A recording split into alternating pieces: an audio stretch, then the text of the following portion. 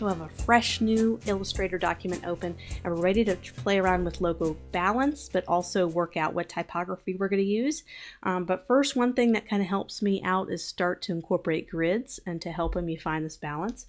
So I'm just going to do my shortcut. I'm going to be doing this a lot. I'm going to be doing my command and quote and go ahead and do my shortcut. And what I like to do is I like to kind of use these boxes to kind of line this up so there's some kind of order here.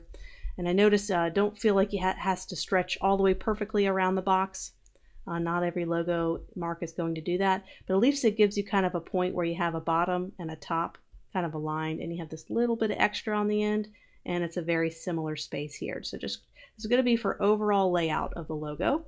So I'm going to go ahead and toggle that off for now, just doing my shortcut, and let's figure out the right typography for this. So let's go ahead and spell it out. I like to do it in separate text boxes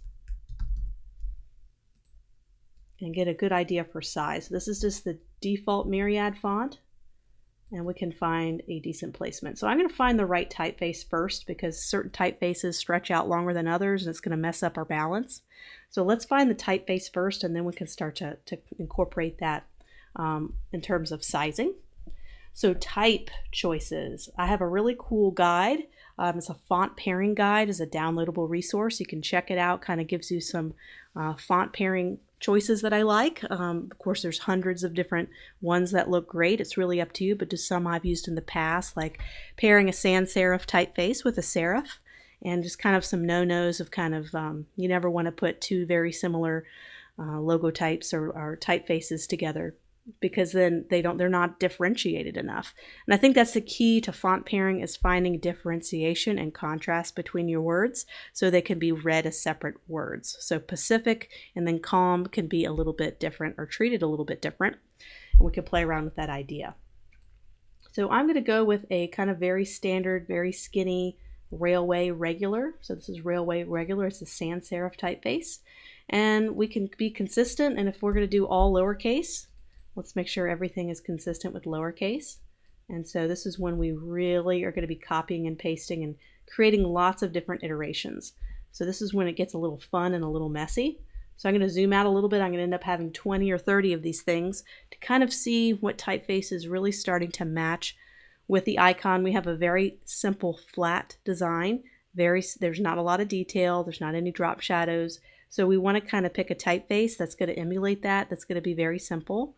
And I wouldn't even mind a thicker typeface either, because we have this nice, kind of some pretty nice thick lines here with our wave. You know, there's some big solid areas. So I wouldn't mind a big chunky typeface, or one that's a lot thicker in its weight. So let's do Option and let's do this. We're just going to hold down Option and we're going to go a little crazy here. Okay, so we can figure out different arrangements. We can have one where it goes all the way across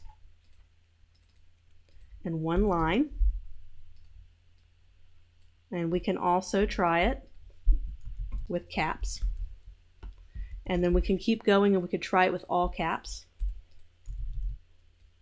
So you can simply do that by going to Character, going down to our little drop down menu, and I'm just going to click on all caps there. It's kind of a quick way to do it. We can even take this and do all caps and do a stacked. This is called a stacked version. They stacked on top of each other. And we can even go further with that. And we could do wide spacing. And we'll do kerning a little bit later. So we want to have some wide tracking or spacing between the characters. Let's try that. So we're going to do a generic kind of number. We can always fine tune that later, and we can see if that works. We can even try a horizontal arrangement and copy, kind of see how messy and quick this process is. We can close the gaps between that one. We could even make that a script typeface or some other typeface. But we're going to do font pairing a little bit later, so getting ahead of myself.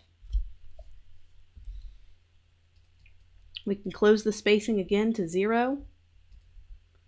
We can even find a kind of a thicker typeface.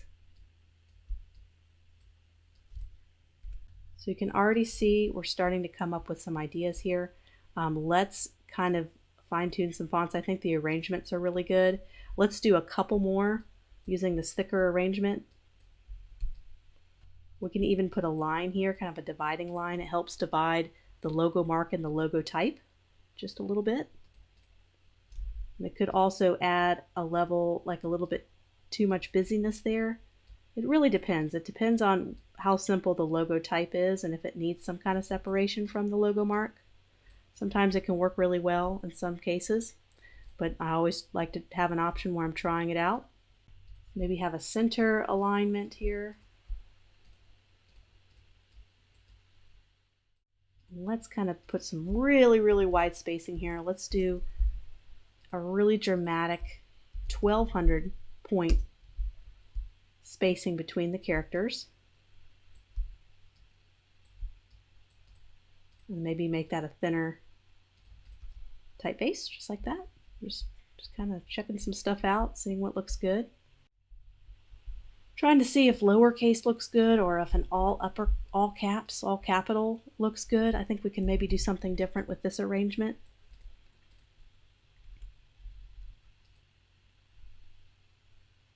Maybe we can make,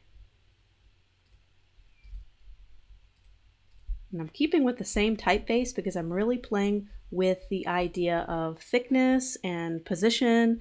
I'm not so much changing up the typeface because I'm just kind of getting an idea of overall type layout and whether it's going to be caps or all caps. So I think we're getting some really good options here, lots of different combinations. And this is when I like to go in, and I've already spent maybe 5 minutes after I recorded the last section and just kind of messed around with a little bit of thickness and trying out some different combinations. So with down here, you can kind of see, so you notice this one right here. So I want to talk a little bit about kind of weight of type and contrast between different words.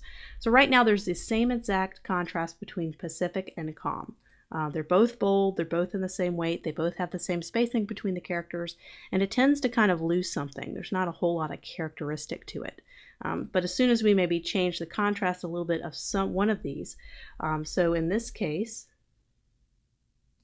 we can make it a lighter weight and maybe make it a little bit smaller and add a little bit of spacing. You start to see a lot of contrast between the two, and it starts to kind of pique your interest a little bit more. So see how that looks a little bit better, how that has that little bit of contrast. So you don't have to do contrast every time you have two words. It's not necessary. I notice a lot of time if you have this arrangement, let's go ahead and type this out. A lot of people do this with logos where they'll have it together as one word. Then contrast is very, very helpful when they do something like this. So notice how that contrast works really well to divide the words without actually having to have a space between them. So that can be helpful in some cases.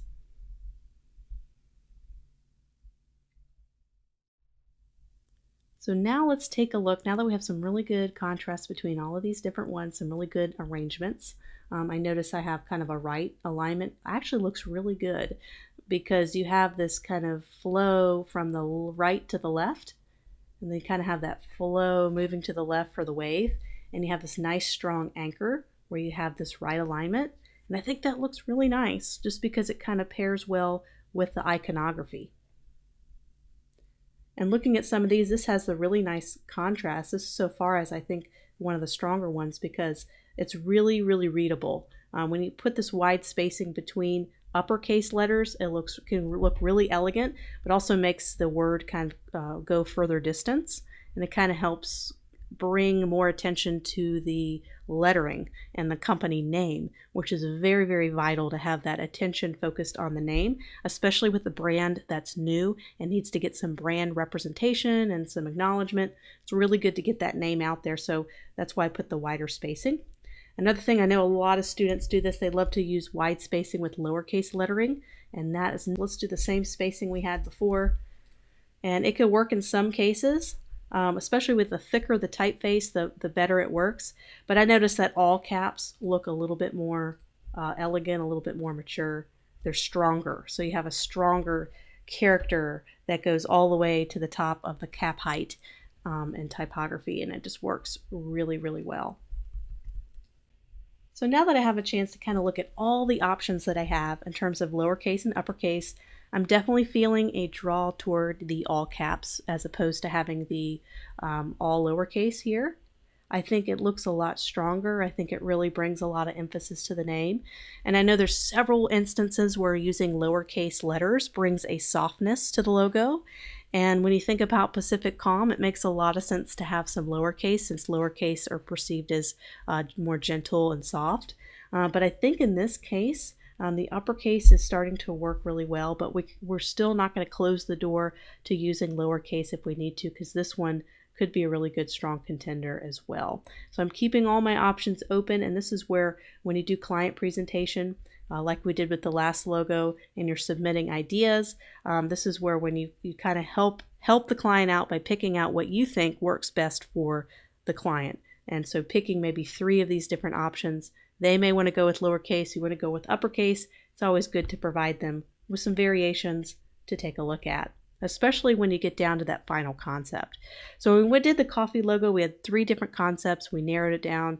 At this point in this logo design, we've already established the concept of the wave, had that approved, and now we're trying to get that final logo concept approved. So we really get to explore typography in way more detail now that we don't have several concepts. We just have this one wave concept where we can really focus on it.